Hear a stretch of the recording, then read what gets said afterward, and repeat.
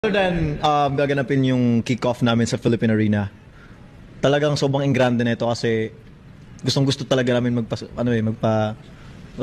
dalhin yung mga fans namin sa world na ginawa namin through DAM, through the new EP na release namin. Gusto namin na experience talaga, hindi yung parang pupunta lang sila doon, uupo, manonood, or like sasayaw lang kami sa harap nila. No, it's something that we really, gaya nga sabi ni Joe, sobrang ambisyoso namin ng mga tao.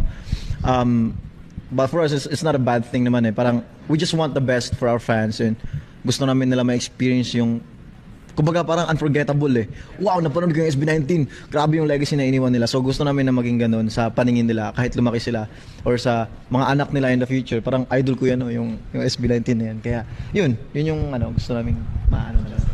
Ako po yun nga, parang I'm excited not just performing in Philippine Arena with our own concert, pero and ma-perform yung mga bagong kanta, but the experience na magaganap dun sa concert, and not just dun sa concert, but the preparation, the whole era, kasi we've been planning, we've been thinking of different ways, something new experience for the fans na talagang we're very excited na mailabas siya or ma-experience na ng fans kasi it's not parang kumbaga syempre bili ka ng ticket on the concert, manonood ka ng show, but experiencing all of it from now until the concert day hanggang sa mag-kick off, yun po yung nakaka-excite kung ano yung mafe-feel ng fans.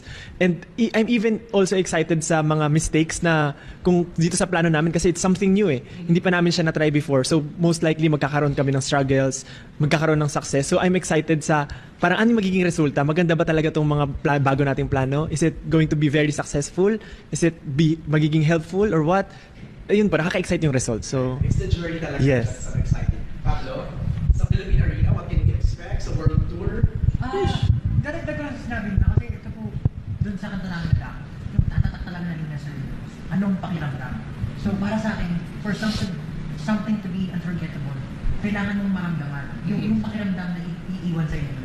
So it will not be just another concert, it will be an experience. Kumbaga, alam mo yung closet sa Narnia or yung ano pa yun sa Harry Potter, yung wall. Siya, parang pag pumasok ka, once natungtong ka doon, pagpasok mo doon, nandun ka na sa mundo na simula at wakas. At everything that you see makes sense. Everything that you see will make sense because you're in that one. And yun yung pinakasunay mangyari. Makapasok lahat sa zone na yun, wherein everyone's celebrating this simula at wakas, the songs, the materials, the visuals, parang ibang mundo talaga, parang mawawala ka sa Pilipinas. Tara po, manood po kayo. Like Yung Philippine Arena into Bili na po kayo ticket. Bili na. Bili na po kayo ticket.